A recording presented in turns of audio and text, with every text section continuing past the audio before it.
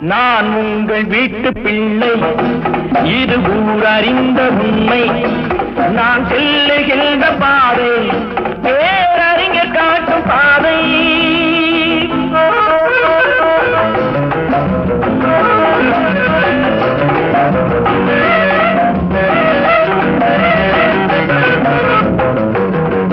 காலந்தோறும் பாடம் கூறும் மாறுதல் இங்கே தேவை.